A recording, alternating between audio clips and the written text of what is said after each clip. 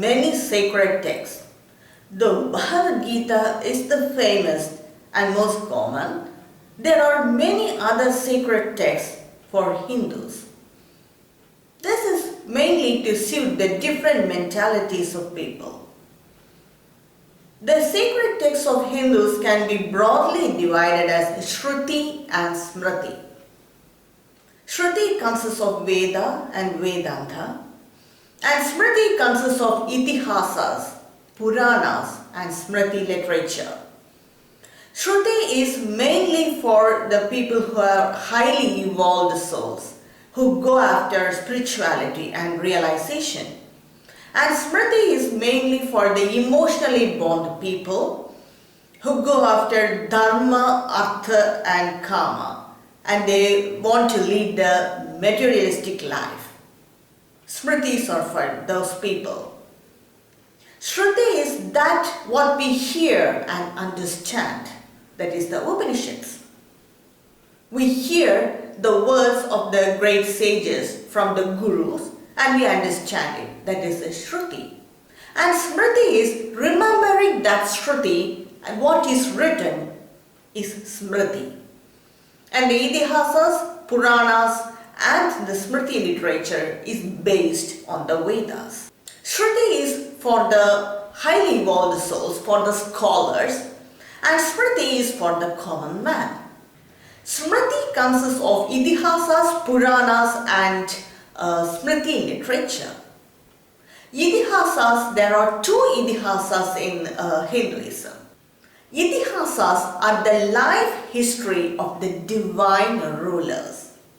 They are the Ramayana and Mahabharata.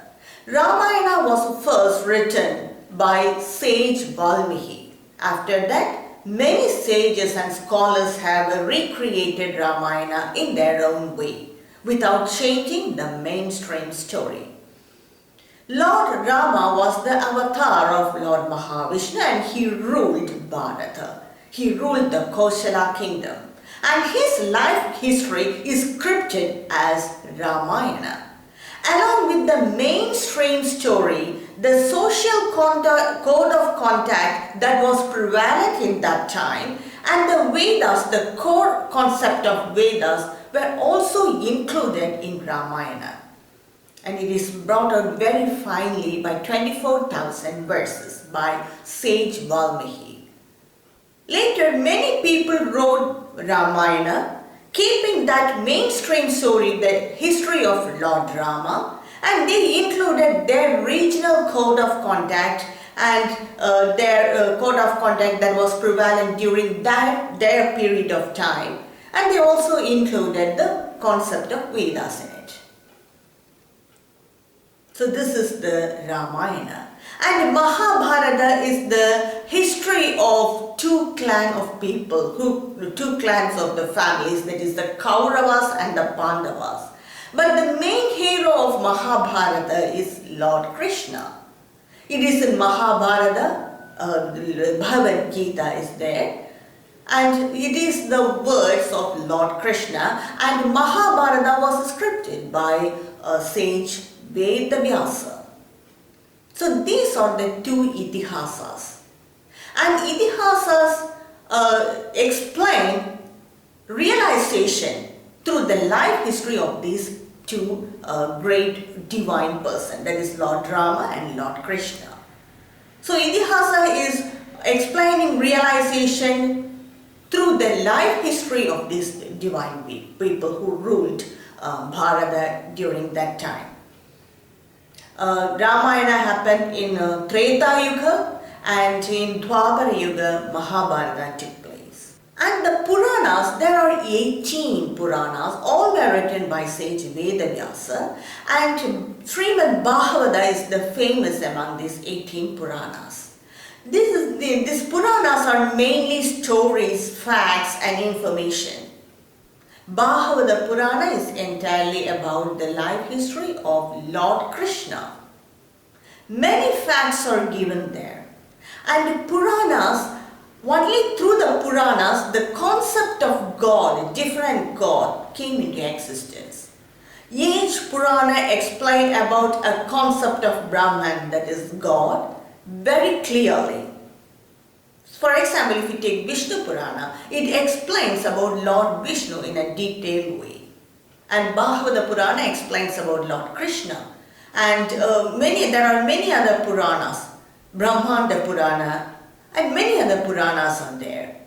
Skanda Purana, it explains about Lord Kartikeya, the Skanda, in a very detailed way. So these Puranas explain about different gods, and in each Purana, the concept of creation and dissolution explained in their own way. So these are the Puranas, and these Puranas also explain realization through the stories and facts. Many of the rituals, festivals and celebrations are based on the Itihasas or Puranas. And the next is the Smriti literature. There are 18 Smritis, and Manusmriti is the famous among them. Smriti is basically the code of conduct, and this code of conduct were derived from the Vedas. In the Vedas, there are different sacrifices are explained there. And the code of conduct for the priest who conduct the sacrifice, for the Yajamana, the owner of the sacrifice, and the people connected with it, their relatives who all attend that sacrifice, they all have a different code of conduct. And these code of conducts from the Vedas are collected together and written in the sutra form, and it is collectively known as Kalpa Sutra. Kalpa Sutra is one among the 6 Vedangas. The entire Smriti literature, that is the entire 18 Smritis, are based on this Kalpa Sutra. Manusmriti is also based on the Kalpa Sutra, but what Manu did is, he collected these Kalpa Sutras, along with it he added the code of conduct that was prevalent during his period of time. Till his period of time, it is said that Manusmriti was written in the 2nd BCE. So the code of conduct that was prevalent during that period of time, and the different code of conduct that was explained in the Puranas and Itihasas, everything was collected together and written as a Manusmriti. Manusmriti is only a book of suggestion for the code of conduct, and it is not the commandment. These Smritis are subjected to change during the period of time, because the code of conduct that was prevalent in the 2nd BCE was not applicable in this modern world. So it is subject to change. The government of India formed its law book based on the Manusmriti. Many of the rights, like the property rights, the women's rights, the basic fundamental rights and the criminal laws, many are based on the Manusmriti. Manusmriti explained realization through the code of conduct. So the bottom line of the Smriti is also the Veda, that is the realization, though it is explained in a different way which is understandable for man, for a common man. So the bottom line of the Smriti is also realization, but it explains realization or the Atma Vidya in a very detailed way, or in a way that is suitable for common man. So people who are scholars, they go after Shruti, and people who are interested in material life, they go after Smriti. Smriti explains dharma, artha and karma in its own way. It can satisfy desires, and after satisfying desires, the realization is explained in a very subtle way. In Manusmriti, there are different code of conduct for different varnasramas and different ashramas. The importance is given for the varna based on the amount of sacrifice they put in their life. in that way, the Brahmana Varna is given importance because they sacrifice a lot to attain knowledge. And Manusmriti or any other Smritis, they target spiritual purity through physical purity, mental purity and verbal purity.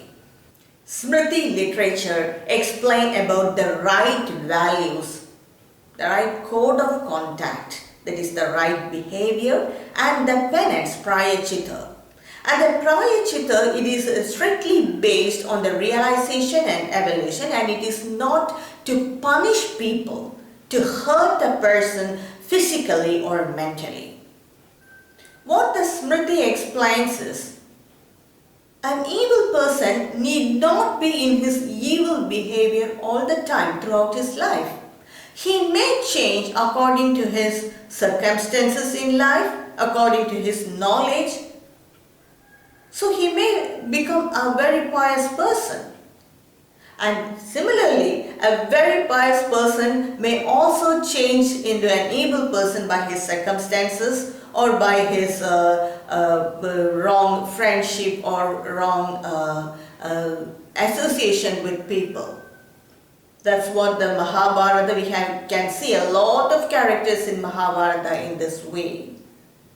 So the Smriti, what entirely is an explanation of Veda in its own way. So this is about the Smriti.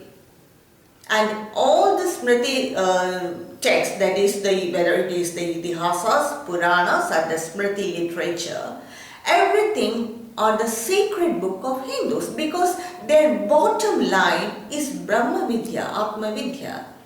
It is explained in different forms. So the sacred book of Hindus include the Sruti and Smiriti. It is the Vedas, Vedanta and Itihasas, Puranas and the Smriti literature. So this is about the sacred book of Hindus, that is a sacred text of Hindus. Thank you for watching.